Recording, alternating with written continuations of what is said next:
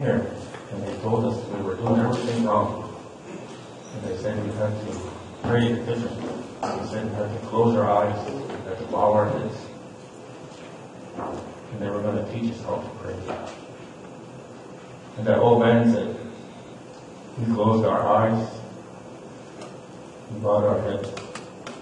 And when they were done praying, we opened our eyes, and the land was all gone. It took it.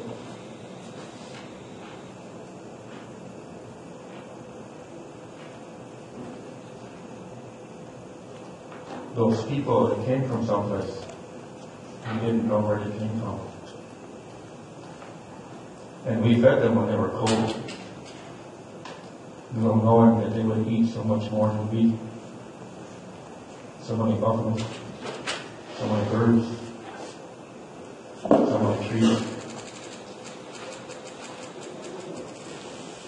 Little knowing that they would poison the earth. That's where once ran one of the earth's crystal clear blood was in one run rivers of pus, poison.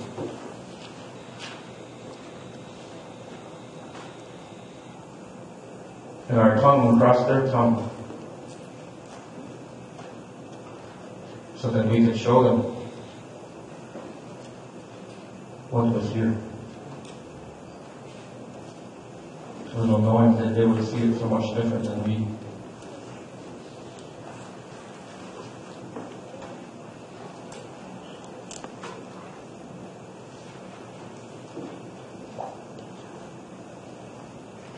And after a time, they cut out our tongue. To our tongue had been tied many things. Our identity, our pride, our ability to talk to the ones who have been before, our ability to speak to the animals, and they replaced our tongue with theirs. And to their tongue they tied things too. Greed, the taste of whiskey, the ability to read and write. This last thing they tied to us, what the tongue they gave us, gives us an ability to speak without a tongue. And that's what I'm doing now.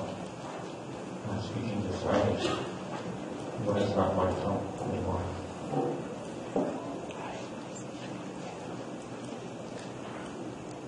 I encourage anyone who is from the First Nations, Métis, Innu, any indigenous person to find their own tongue and give it back. To be proud of who you are. And I want to acknowledge the school board and the school for what they're doing here. To teach the truth. To tell the truth. This morning, I heard that national anthem, "O Canada." But I know the words are a bit different in my head. In my head, it's "O Canada, your home on native land." Those are the words that come in my head. And I know sometimes when I say that, people get angry. But it's the truth. Truth hurts. But with the truth, we can change this country. They say this country is the best place in the world, that everyone is accepted. But that's not true. There's all kinds of racism in this country. I don't have to tell you, the students that. You know that already. But why is it like that? It's like that because we don't know the truth about each other. Excuse this interruption. Would Ms. Dixon please dial the main office? Ms. Dixon, please dial the main office. Thank you. If you know the truth about each other, if you know your story, where you came from, and everybody gets to know everyone, then that racism will stop. I believe that. And the school board is introducing this First Nations Métis Indian program is helping to do that. And the Ministry of Education is helping to do that. So I don't think they go quite far enough. I think they should go far enough so they say everyone has to learn this, not just those who are interested. It should be mandatory. The money should be taken out of the bag and put into an envelope, and that's where you have to spend it from. But we are not going in the right way. You can't go along like this and make a sharp turn because everybody falls off the wagon. You're kind of like a giant railroad turn. And I think we're doing the right thing.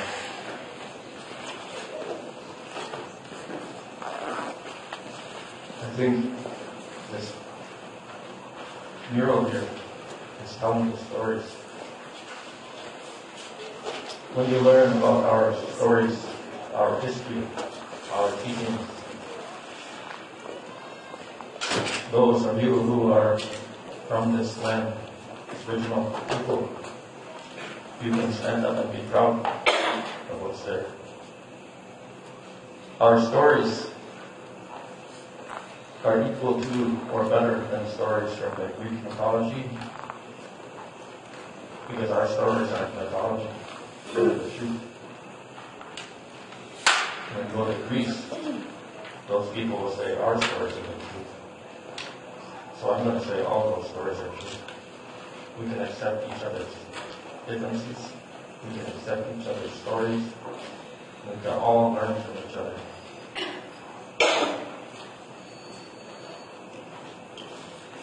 I came here this morning, I drove my old truck with 605,000 kilometers on it. A Dodge. We don't throw things away when they get old. We look after them. We treasure them. We don't throw them away. So we don't want to throw our stories away.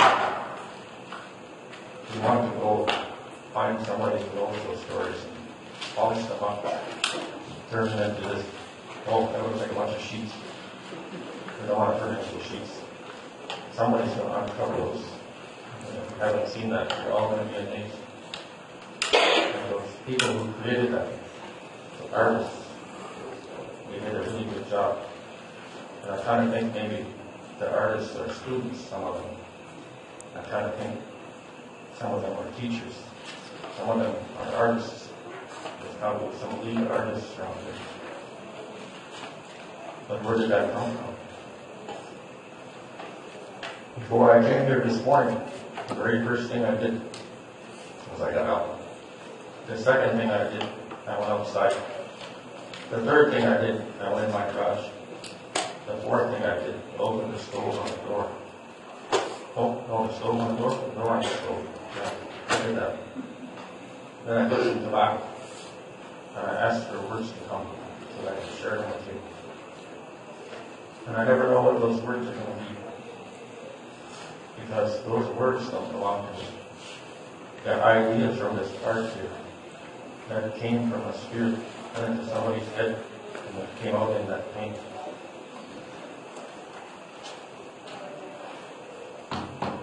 If you can accept that concept, then you will kill ego.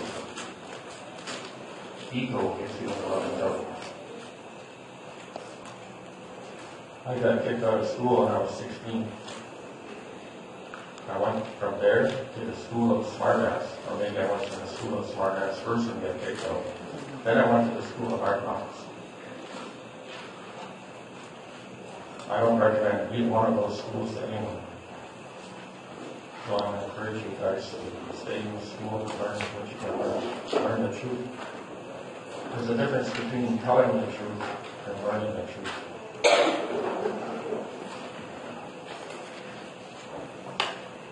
order to tell the truth, you have to find out what the truth is.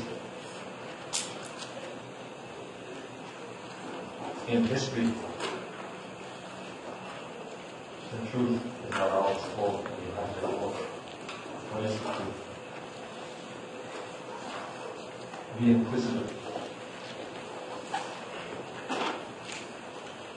Question things.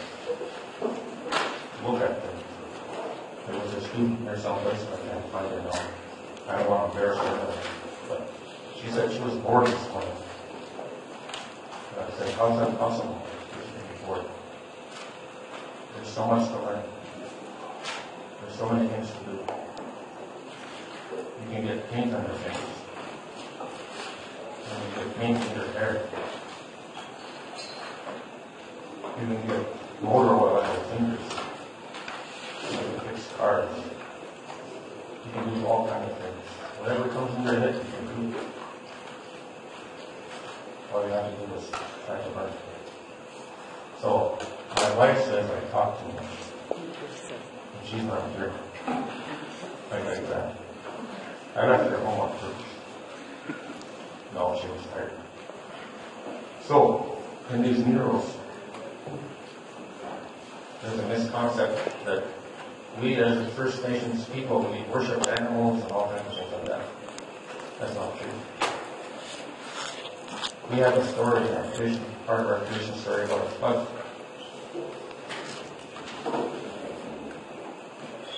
And before the flood came, something else was supposed to come. We weren't doing what we were doing. We were fighting with each other. We weren't honoring the rest of the creation. We were doing all kinds of things that we weren't supposed to do. And the Creator was going to send the spirit of destruction. But someone intervened on our behalf was the eagle. And the eagle said, wait, maybe there's someone else who's still doing what they're supposed to do. Maybe we don't want to destroy it. And so that eagle, he flew up looking for someone still doing what they're supposed to be doing. And he did that, and he was only given 4 days to find out they were there. And he kept on trying, but he couldn't find anyone. But finally on that 4th morning, as he flew over, he saw some smoke coming. And so he went down and looked to see what was going on down there. And there was an old man, an old lady, and some young children. They had a fire. And they were burning their tobacco with that fire, and they were giving thanks for everything they had. That eagle, he got really excited. He found someone. And so when he went up in there, he went to the spirit world. He told the Creator, I found him. So, the Creator, instead of sending the spirit of destruction,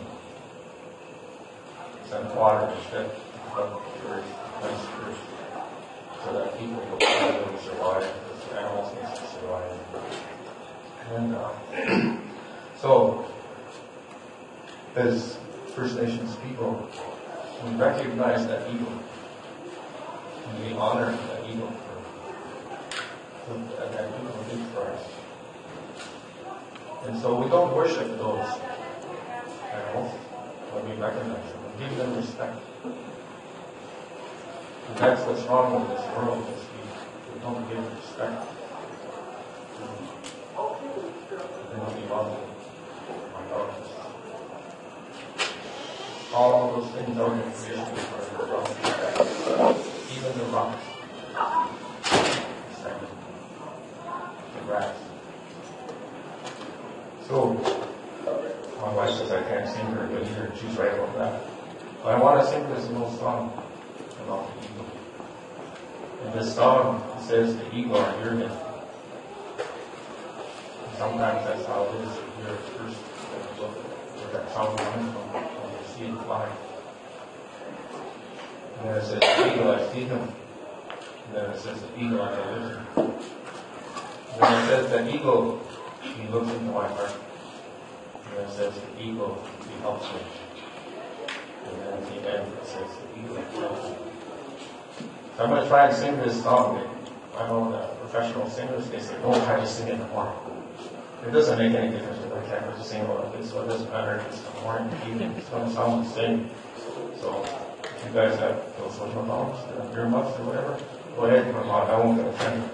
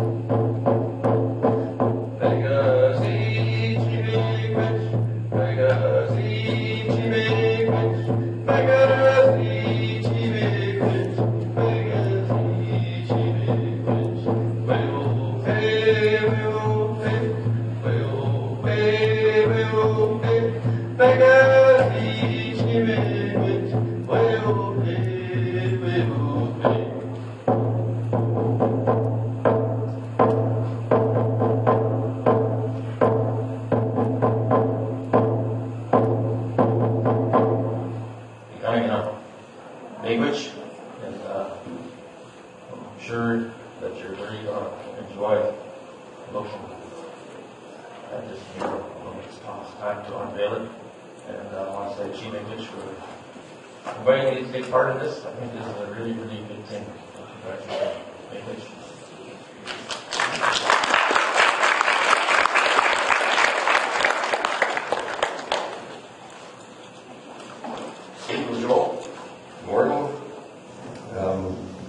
Nezi Dishnikas, Shnagurum, Shnabek Mangido, the Shonish, the Ashigrewas, all of the Ojibway, and there's another thing now.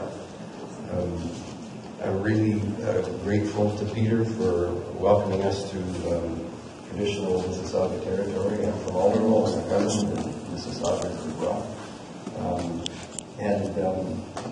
The sound that Peter's wonderful drum made was the heartbeat of the mother, our earth. And that's really why we're here today. We're looking at you people who are going to be responsible for keeping that heartbeat strong, because we're doing a lot of damage to our mother, the earth. There are still people alive who can remember paddling a canoe and taking a cup out of whatever body of water they were on and feeling quite comfortable drinking it. You can't do that anymore. It's not safe for the fish. So we have to create more and more awareness, and the first peoples that were here on this in this place, we're the ones who really understand how important that is. You can eat, you can go without eating for a long time. You can go without money forever, but you can't go without water for very long. And there's a limited amount left. So this project that this school, the school board have hosted is just such a wonderful thing, and I congratulate Principal Organello. I know she says, well, I'm new here and I can't take credit. Well, you get to take credit, and you get to take credit when it blossoms into things that other schools will want to emulate. And I want to make sure that I take time to recognize the people who worked so hard. Your school is so lucky to have a champion like Jody Williams in your midst, who tries to keep that fire burning in all of her students. And when we visit, when people like us visit, people like Dan and Mary Smoke and Peter and myself, and it's so wonderful to know that we're going to a place where our thoughts and our feelings and our hopes for the world are respected. And you're going to see in a few minutes this wonderful work of art that these students are responsible for putting their hearts and souls into. I was there watching them, and they worked long hours with the help of people like Christy Belcourt, whose vision this art is, and who has had her artwork recognized across Canada. Some of her wonderful images have appeared in Parliament Hill and in galleries across this country and elsewhere. And the story that started the project, that was told by Isaac Murdoch from Serpent River First Nation, the sacred fisher story. I mean, it's so wonderful because, as Peter says, when we do things with our hands, that really is meaningful. There are too many people in this world, if I can be critical, that make a living without ever having to make anything.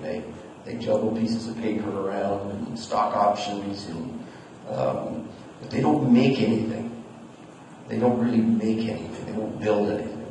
And you're going to see some things that were made.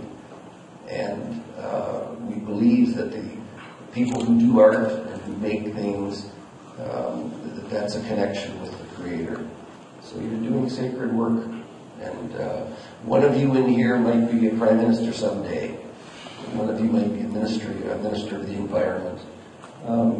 Whatever you become, I hope you all achieve great things. I hope you remember the things that you've heard this week about this wonderful project. So officially, we want to welcome you. You've been welcomed by a couple of people, but there is a drum group from St. Thomas Aquinas, and they're going to come up and officially welcome you to this event.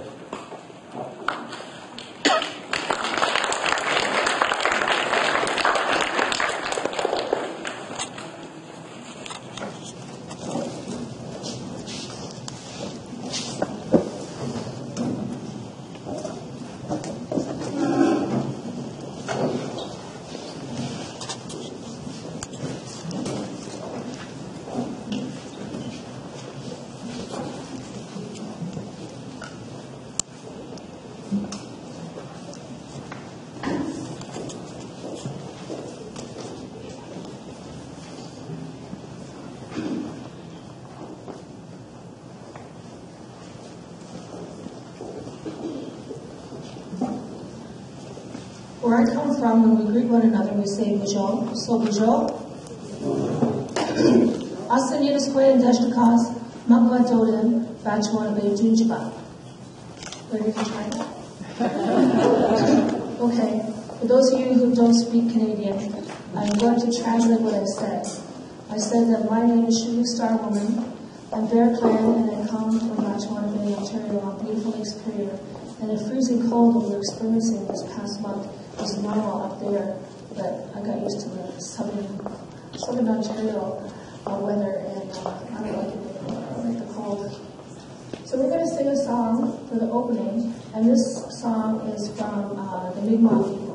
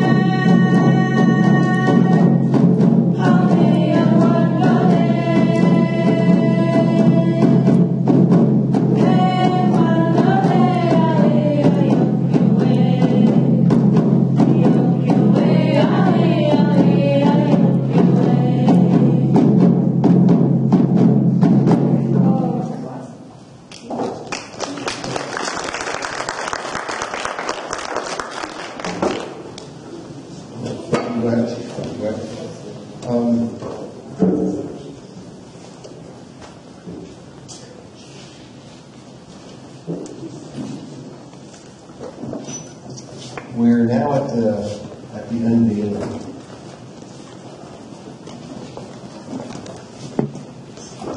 And I'm going to ask some of the students from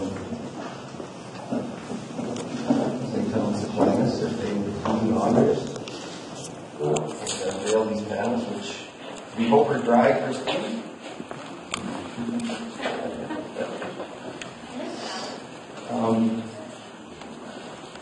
How many students altogether do you think were involved?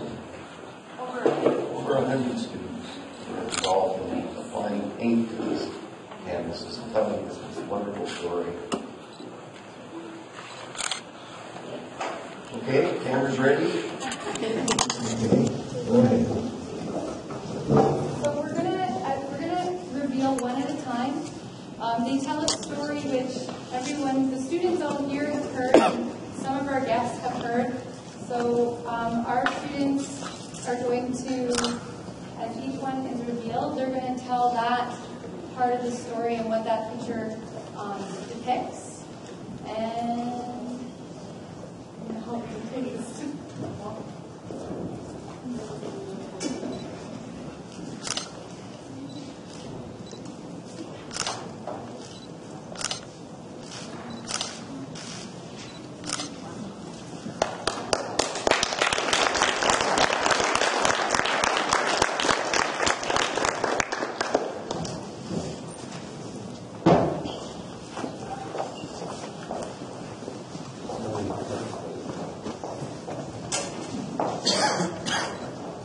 Thousands of years ago, Earth was peaceful and forthright. We lived by the simple laws of nature. We gave everything to everything. But humanity started to slowly lose its way to greed, without slightly consequence. Just like today, people began to be selfish. Just like today, the gifts from their creators being forgotten. Because of the people being greedy, the old man in the sky did not like what he was seeing. So he began to look secret crimes down onto him. It began to freeze everything on earth, and the only way to stop this was the singing of the birds. So the old man took all the birds and kept them in his wigwam. By doing this, the birds were no longer able to sing and stopped the blood with the sacred breath. And now we want to get it back into the community. Today is different though. We aren't just being selfish and greedy. We're killing our planet. We pollute our land and water, take advantage of nature and animals. We use energy sources that create toxic waste when all we need is the sun. Half our trees are gone and we continue to cut down more, leaving animals with no home. That's abuse. We're forgetting that trees, animals, and plants are those gifts that we wouldn't be able to live without. We've once again lost our way to it. This time, I think we need to be the heroes.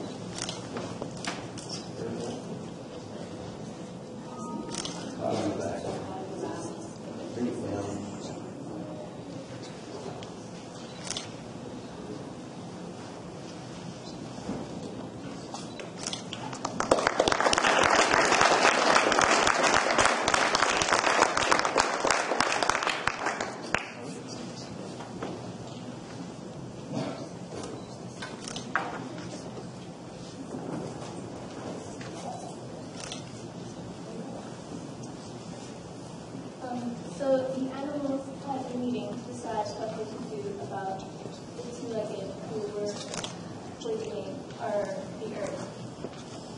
And they decided to jump up to the old man in the sky in his wigwam to collect the birds who could stop the old man's breath from freezing the bird. So the porcupine went first. And because porcupine could be strong, all the animals worked together to hoist porcupine into the sky. And so porcupine hit this invisible barrier around the earth called the H.O.M.E, and bounced off and fell back to earth, landing on his feet. He busted his feet, and that's why porcupines kind of waddle around like they do today, to remind us of the story that happened many years ago. Then Otter. He went next, and he thought he could seriously fix his thumb. But like porcupine, he bounced off and he fell near a mountainside, and he slid. He landed on his belly, and he slid all the way down. And that's why otters today slide around on their bellies completely late, to remind us about what he did and the story. After Otter was the lynx, and the lynx with his powerful legs jumped up. He also, like the other two animals before him, hit the thumb and fell through. And when he hit the thumb, he went face first, so it got squished. His face got squished in. So that's why today his face looks like he ran head first into a stop sign, to remind us of the story and what they did. So now comes the fourth animal, the fisher, and he wanted to break through the barrier that he had done, but he thought that there would be no hope for him because the other three, the lynx, the otter, and the porcupine, weren't able to break the barrier. And then he noticed these bearberries, and these berries are special because they grow throughout the winter. So he decided that he would make a petition and pray on the berries. And then suddenly he noticed the crack in the sky and decided to jump. And he wouldn't have been able to break through the Gijit Dam without the help of the porcupine otter and the lynx, and with the help of prayer. And so this just goes to show that every one of you, every one of us has a role, and no matter how small that role may seem, it plays a very important part.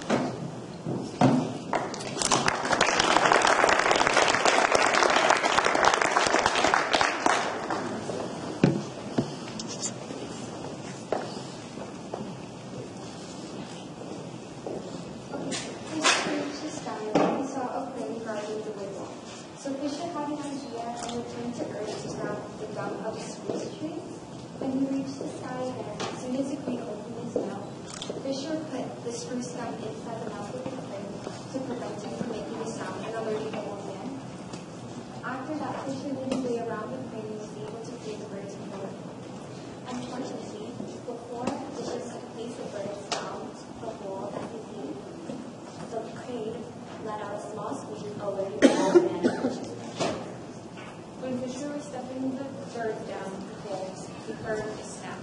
And the snap was the old man's bow. The old man's bow was so powerful that it could go around the length of the earth and hit its target. Fisher is eventually hit by the old man's bow. Fisher died. Now the old man is so powerful that he was able to go back down and grab all the birds up and take the life from the sacred song and freeze the earth once again. But because Fisher put down the 6 fairies, he was not able to go down and take the birds because the 6 spirits told the old man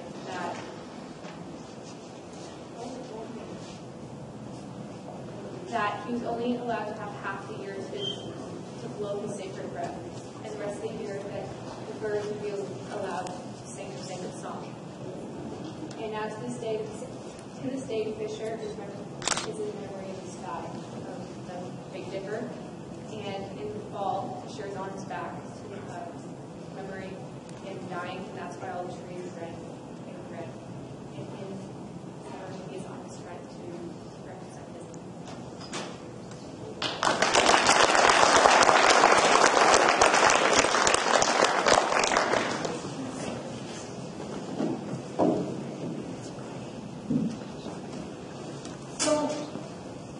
What will eventually happen is that these two here will actually go on top of each other, but so that you can all see, we're just going to put it up here. But this one will actually go underneath here.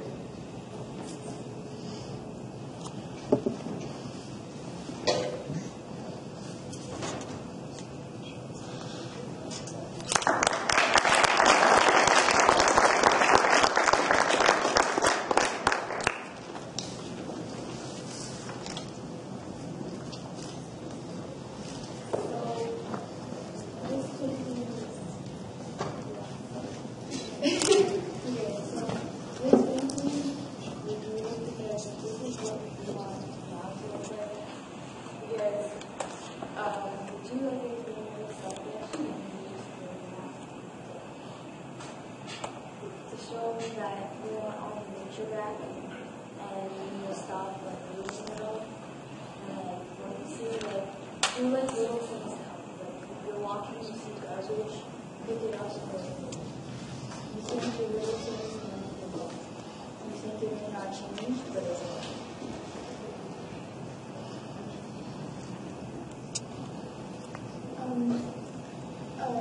For this, we wanted to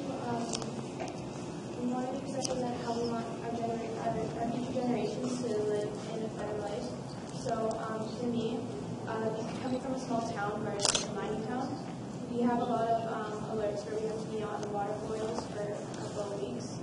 And for that, we don't want that anymore. We want to come back to what we can do this, where we can go and eat as many fish as we want. We can go drink the water. We can go to nature and grab whatever we want. We don't want to be under special rules because that still happens because some things aren't protected. We want everything back.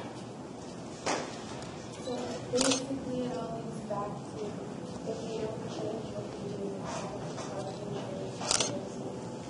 it's really horrible because we're going to be ourselves. So this is your presentation on how we want our future. This is our story.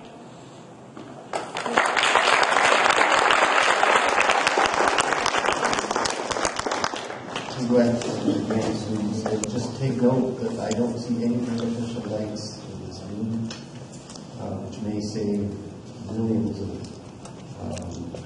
units of power and money. The only actual artificial lights I see are the ones marking the exit. So that's wonderful that it's space this size.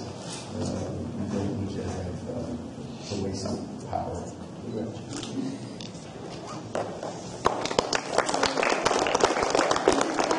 I would like to thank Christy Belcourt and Isaac Mural.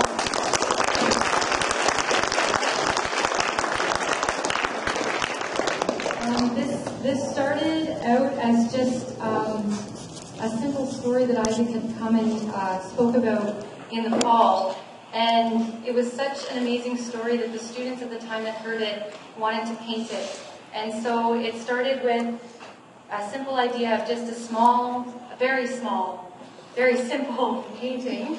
But because of the importance and the message in this story and how desperately we need to get this message out, it became much bigger because other people wanted to become involved. And so luckily, Christy believes in this so passionately that she put her life on hold and came and spent a week with us. And both Christy and Isaac were here along with students. We had parents come in from the community. It was just amazing, all these different people that come in and participate in this painting. And the two of them stayed every night till 11. Like, we had to leave because they were putting the alarm on. So they were here all day, all night, and it was just an amazing experience. And so the students that were involved may not have necessarily painted directly on these murals, but they also took time to paint on these smaller individual canvases, whatever, and we didn't give any instruction, and this isn't an art class either, so it was just amazing to see what came out of it. We had classes that are in English, we had classes that are environmental science, religion, French, our First Nations Métis Inuit classes, our alternative education classes. I think I'm maybe forgetting some, but we had a lot of people involved in different ways because we really want this message to get out and to inspire others to do the same. So I'm going to just play a slideshow right now, and it's just to show from the very beginning to where we're at right now.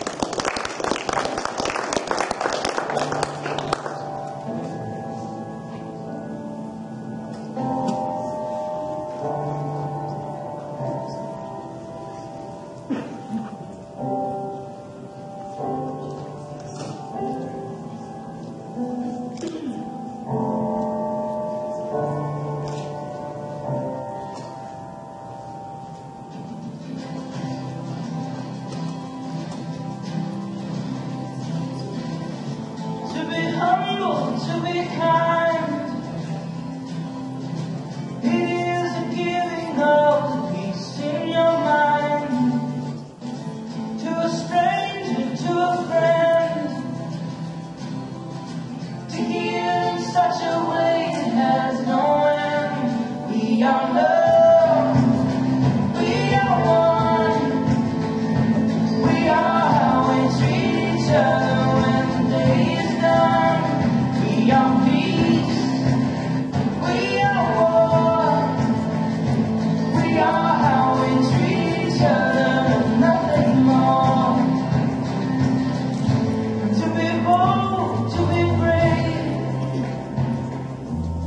it is the thinking that the heart can still be saved. And the darkness can come away. The dangers in the anger and the hanging on to it. We are love, we are one, we are how we treat each other when the day is done. We are peace, we are war, we are how we treat each other and nothing more. Tell me what it is that you see. A world that's full of endless possibilities. Heroes don't look like they used to. They look like you do.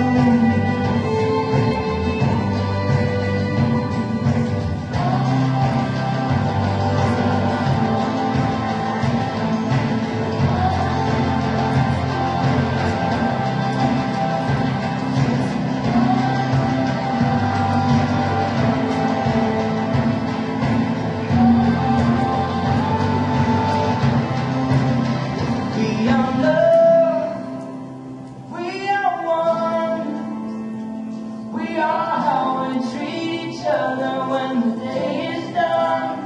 We are peace, we are war, we are how we treat each other and nothing more. We are how we treat each other and nothing more. We are how we treat each other.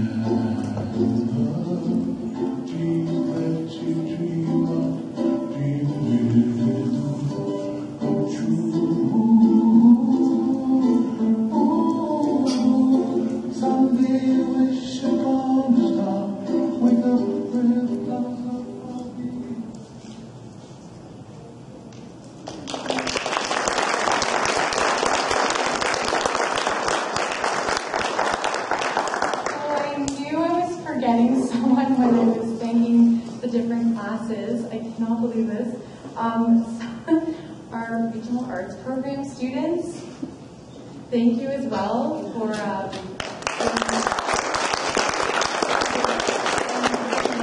working together on this. I also want to thank, there's so many teachers that have put a lot of work into making this happen as well. And I just want to acknowledge those teachers because we can't we all have to have a role in this to play, and that's been our message over and over. So not just for the teachers, but also for our administrators here to support this project, people that have come from the ministry, from our school board, from our communities, from the media. It really does bring community together. And so I'm just going to ask, two students are going to come up and they're going to talk about a project that took place last semester, and it was a part of our opening ceremony.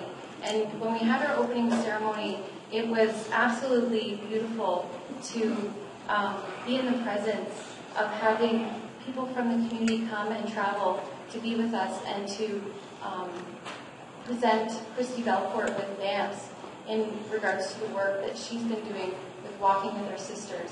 And so our school, nothing happens, everything has a reason for happening. And so our school had, with Ms. Powell and the social justice classes, had worked on a campaign here at the school. So I'm going to ask those.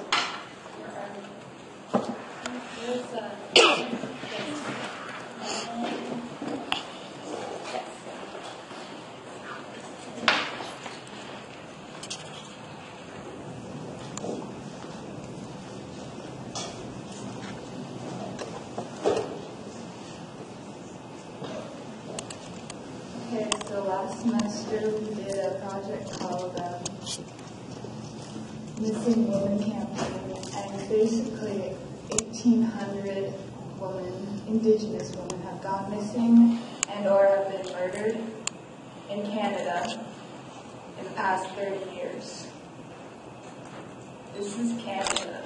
This shouldn't be happening.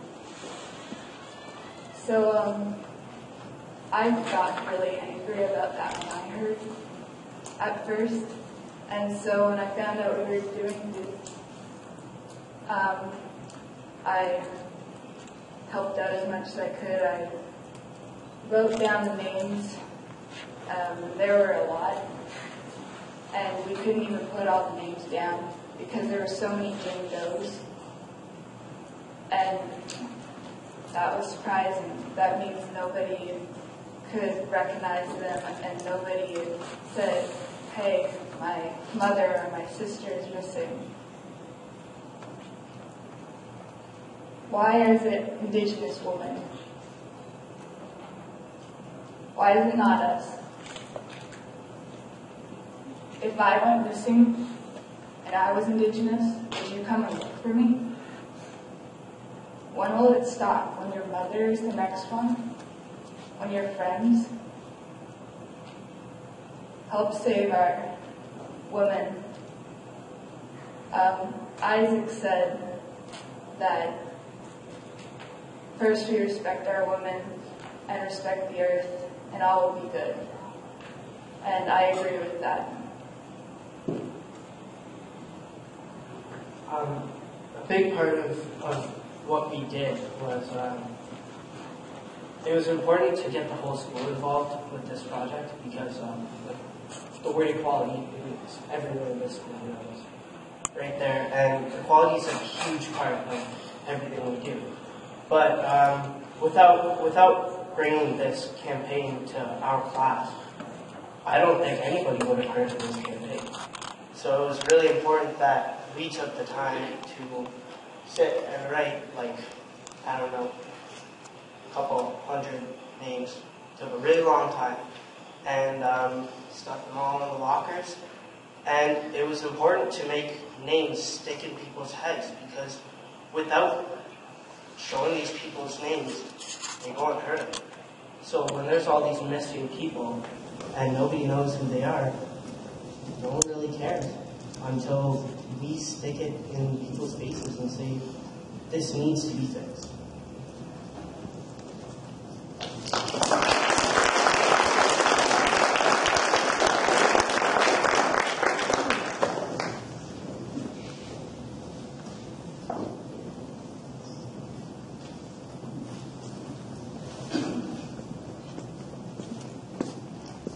Bonjour, everybody.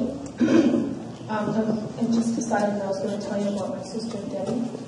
My sister Debbie was murdered in Toronto 18 years ago. She lived at Sherburne in Dundas in that area.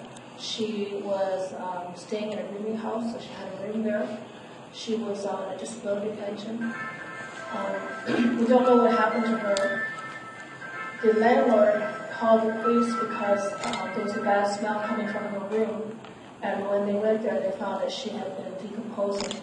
And so the police took her to the morgue as a Jane Doe. They put the yellow tape around the doorway of her room. And after the police left, the landlord took the tape down and they threw all my sister's stuff in the garbage. And then when the police came back to investigate, the fingerprints had already been tampered, so they couldn't do an investigation. So my sister Debbie she started decaying, from her head down, and so we were unable to identify her, and we had to get dental records from Sault Ste. Marie to confirm that that was her.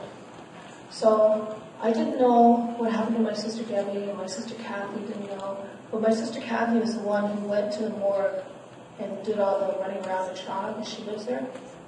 So one day she called up the police station and she says, I'd like to know how, what my sister died of. And the police told her, well, she likes to drink too much. So that's all they said. And so our family had a funeral for her in Toronto.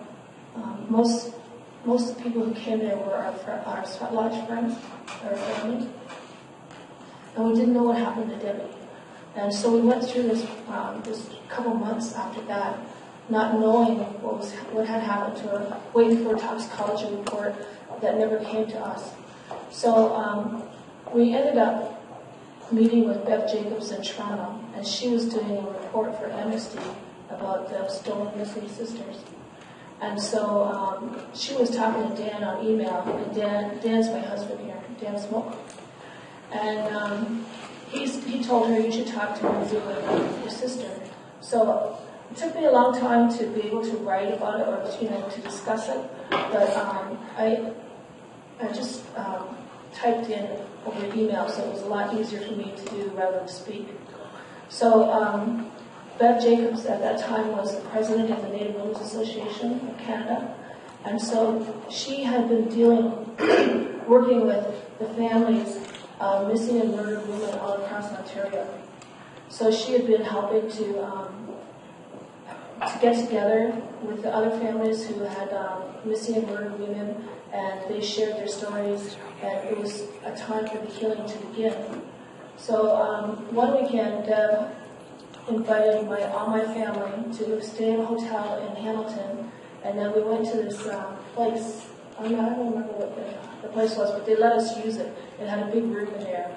And so we were able to receive some healing at that time. My husband is from the Iroquois Confederacy, and they have a ceremony called the condolence ceremony. And the Ojibway people do the ceremonies also, but I'm familiar with how the Iroquois do it. And I might as well qualify myself as being Ojibway mostly. So anyway, with the smudging and talking and sharing and then doing the condolence ceremony on my family members, that really helped us to get over, what happened to my sister Debbie, but we still don't know. And so after that, Bev Jacobs invited Dan and I to be their elders at the gatherings that they had for the families of the missing and murdered women.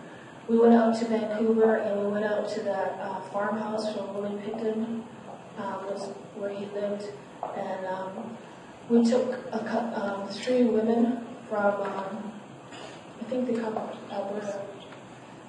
Their sister was one of the ones they found just a piece of her thumb. So they had all this anger in them, and they just wanted to get some finality to it, to what happened to their sister. So we went out to the Picton farm, and we made some tobacco, and we said some prayers. And then Dan and I started traveling with the Native Women's Association of Canada, and we started doing condolence ceremonies for families. Our way of doing it is that we take a comb and we comb out the tangles of our, of the life that we're stressed in.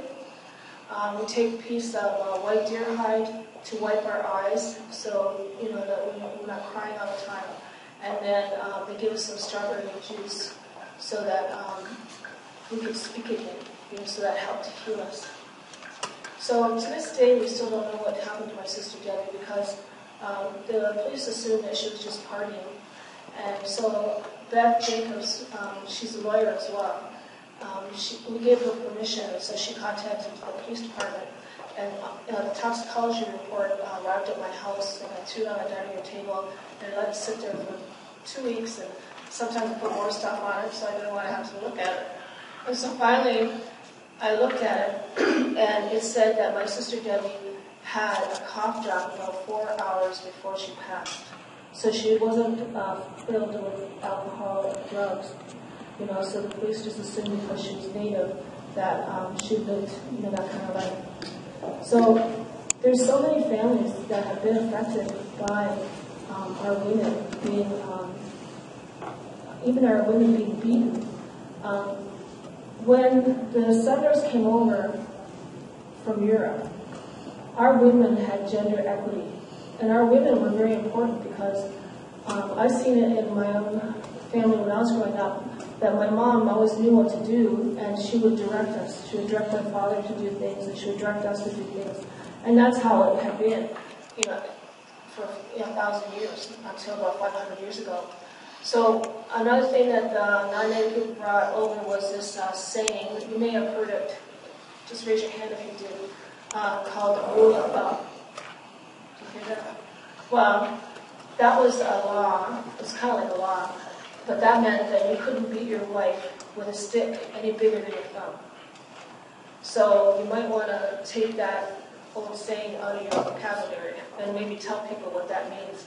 But that was brought over on the boat. And so our people were forced to have land councils, and we couldn't do their tribal relations the way that we always did. And so the men gained power, and they liked it. So that's why there's so many men in power on the reserves, in the band councils, etc. So these days, our women are learning to speak, and they're learning the ceremonies, and we know what has to be done for the future for our children.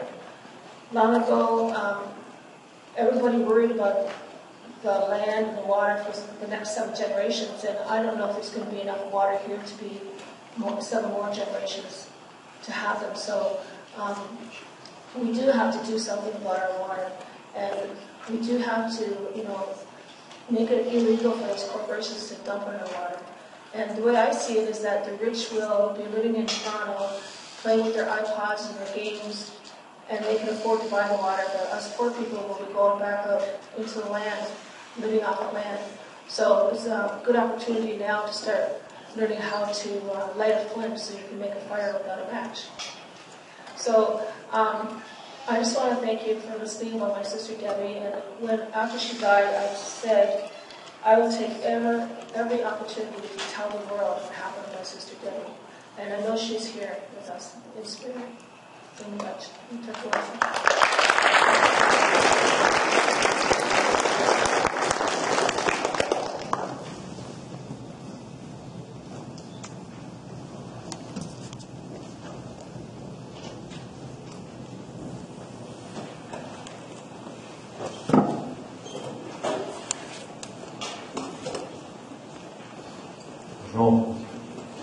Me again. You ever heard that expression? Waiting for the other shoe to drop. You know what that means? It's kind of like when something bad happens, and you hear that. You know there's going to be another footstep behind that, waiting for the other shoe to drop. I know where the other shoe is. What Mary Lou was talking about, her sister.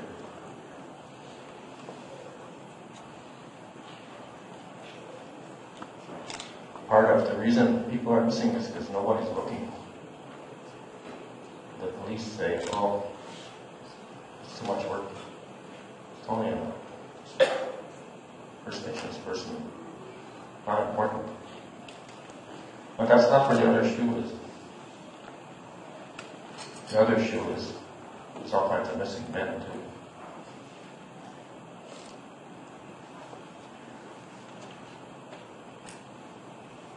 A few years back, I was sitting at a table with 3 other men.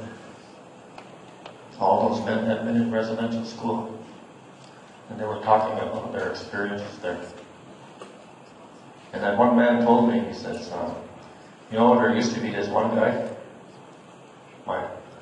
my son, he always used to talk about that one guy, and I was always trying, who is that one guy? And I went, oh, that one guy at the store.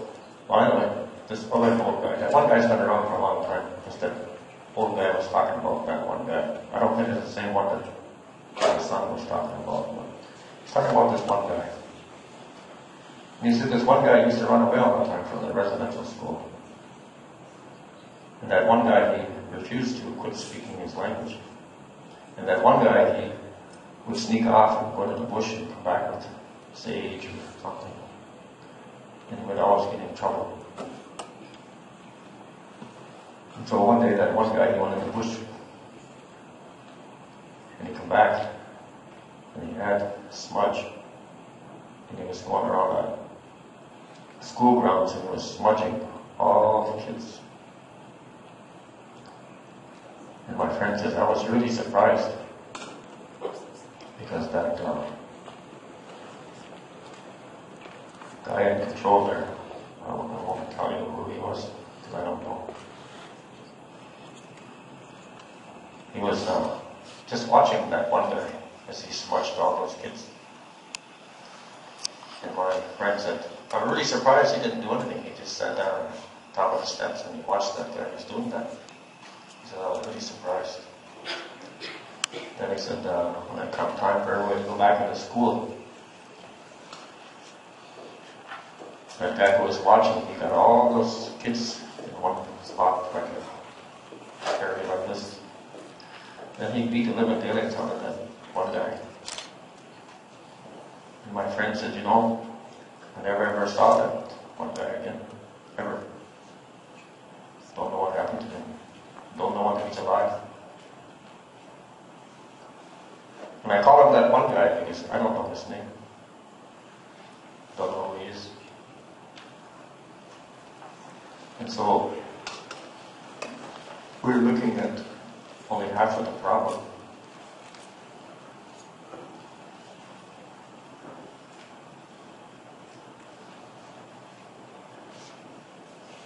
As I said earlier, the racism in this country, we can fix it. But we need to learn about each other. We need to help each other out, try to understand each other.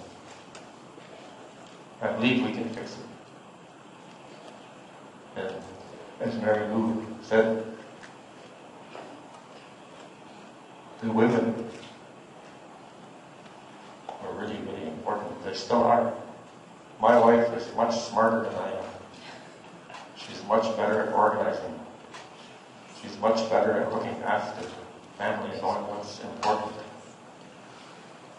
Women have this ability to do that. Their mothers. My mother's 93 years old. Pretty soon I'm going to be 68, but I'm still her little guy. And she keeps on saying, I didn't raise him like that. And my wife keeps threatening me to send me back to her so she can finish raising me up. But I just wanted to put that other shoe down.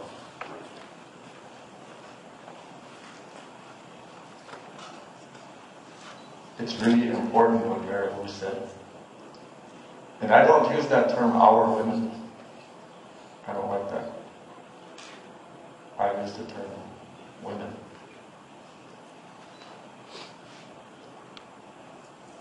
It's really important and for us as men to remember to treat women with respect. And for us, men and women, to treat each other with respect. learn how to do that. I'm not the boss, the finalist. I get the final say every time, though, when we have a discussion. I get the final word every time. I feel good about that. The final words are, yes, dear. English.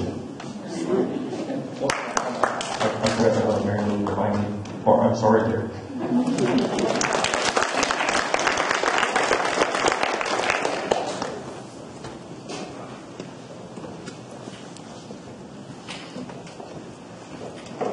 Where I come from, we say Sego.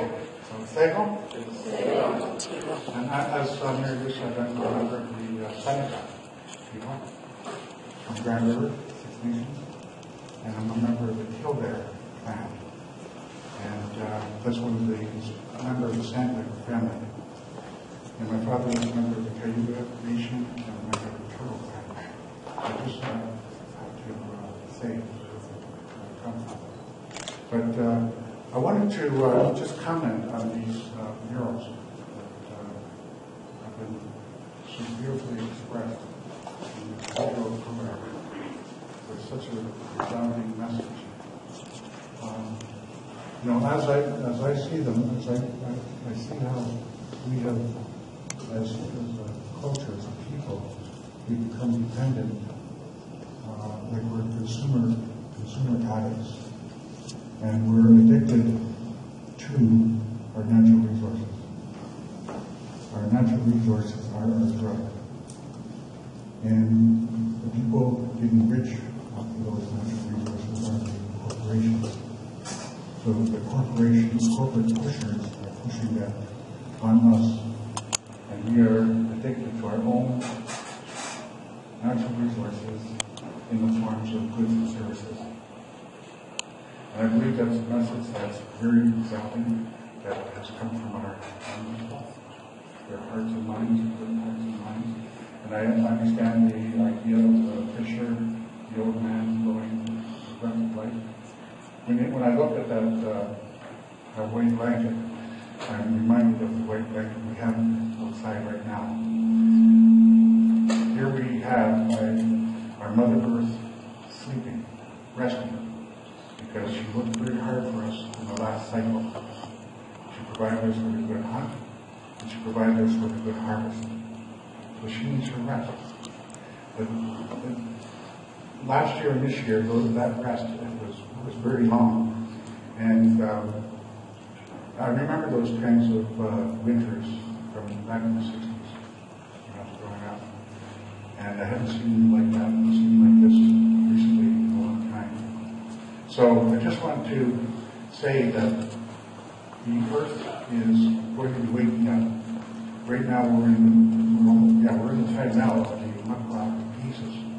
They call it the time when the bears will be coming out of hibernation. This is also the time when the wata, the mate, sweet water is going to be coming from the earth through the principal tree, like the maple tree. And Mary Lou and I will be at a sugar bush opening tomorrow in London to do a water ceremony using the Nico South. 2 weeks ago, Family Day, we did an awakening of the trees ceremony to let the trees know how grateful we are to them for the work that they do for us. So we awoke them, and then we'll let them go back to sleep after the sun comes out. And everything in creation will begin to be awakened by the thunder beings who will arrive and then surge out to wake up, shake up the world, wake everything up so that new life begins.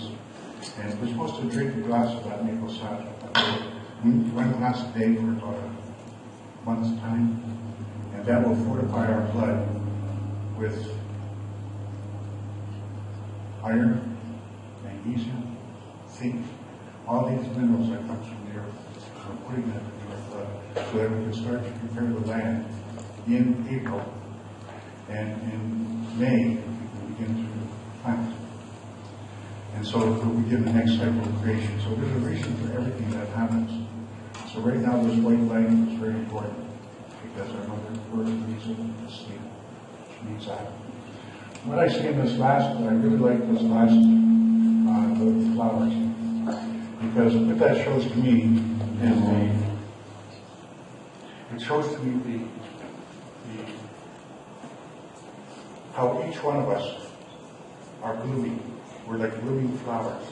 And each one of us are blooming because each one of us has a different way of expressing ourselves. Each one of us has a gift. Each one of us has a purpose. Each one of us has something that makes us distinct, that's unique to us. Each one of you has that. You may know already what it is that gives you pleasure when you are doing that activity or when you're involved in it. It gives you great peace and enjoy life. It gives you great pleasure.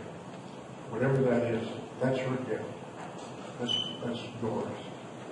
And in the old days, what we used to do is we used to take that gift. When we saw young people, the sacred ones, who had certain gifts, we would put them in the company of others who also possess that same gift, so that they would grow up and become part of that society, and they would become better with that gift to contribute to humanity and to the community, to the world, to the life support system. So each one of those flowers is equal to each other flower. There's no flower that's higher or lower than any other flower. They're all equal.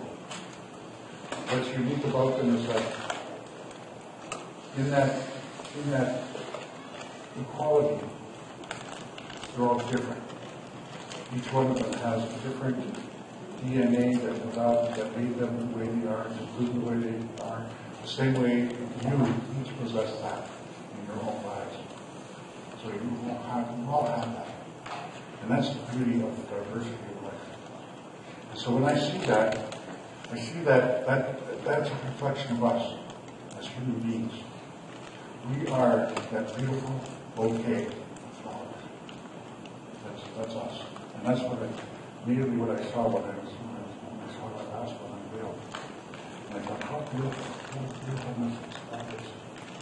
That life in all of its diversity is so beautiful. Put them all together like that.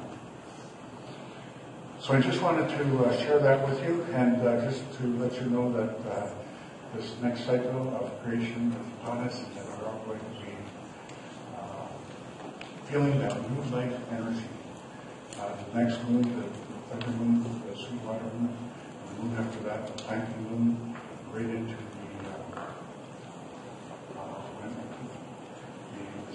grass shoots will be shooting up those shoots of grass, the birds, the four-legged, insects, will all be growing up. So all that will be coming alive, and we're going to be part of it. It's a really beautiful, beautiful time of creation. So I'm going to ask Mary Lee to come up and see it. We're going to do a closing this time.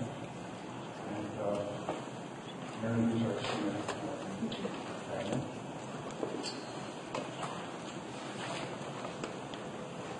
Oh, by the way, my name is Asaninas. In the Semitic language means shooting star.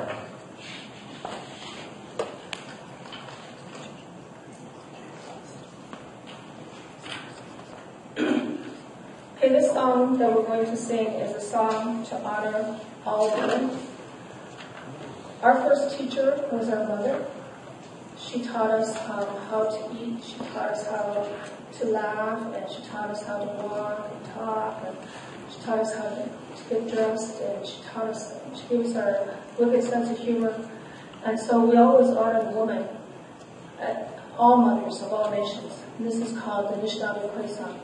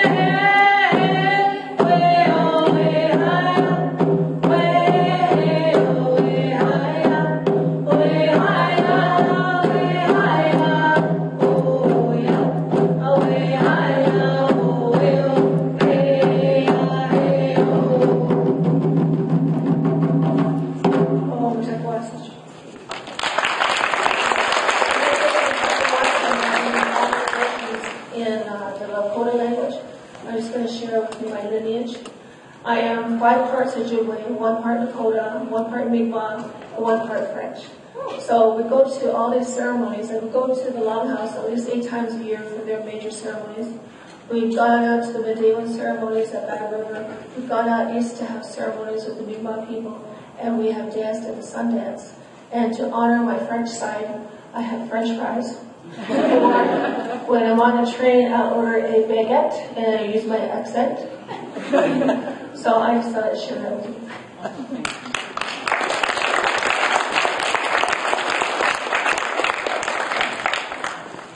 Okay, we're just going to do a short closing. We want to acknowledge all those relatives, all those brothers and sisters who took part in this project. We want to acknowledge one of our mentors, Morris Switzer. It was really good to see Morris. He worked at the Winnipeg Free Press, and one of our students is now one of the editors of the Winnipeg Free Press. So it's coming, the circle has come around, and we used to work with Morris on Schneider too. And I want to acknowledge Isaac and Christy. Oh, there she is. Yeah, we had the pleasure of having breakfast with them this morning. So we just want to acknowledge that from the water, all the life that was in the water, on the water, the earth, all the life that was in Mother Earth, on the earth, the flowers, the 4 legs, the 2 legs, the plants, the medicines, the rocks, minerals, the trees, the flyers, to our Father Sky, to our eldest brother, the sun, who's shining upon us right now. It's really beautiful because right now the sun is at the highest point above us, and it's a good time because we want the Creator to witness this unveiling.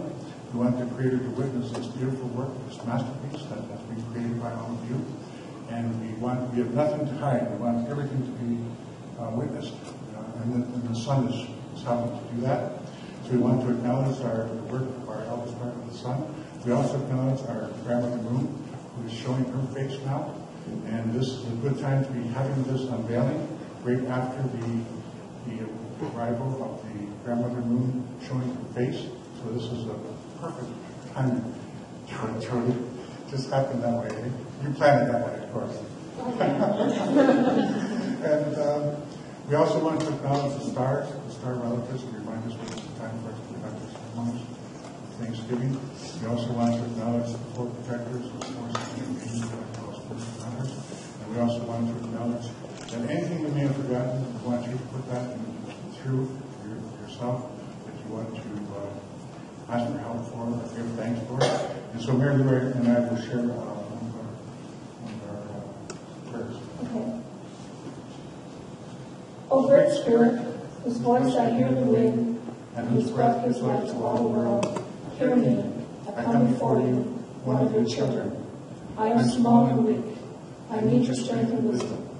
Let me walk in beauty and make my eyes ever behold the red purple sunset.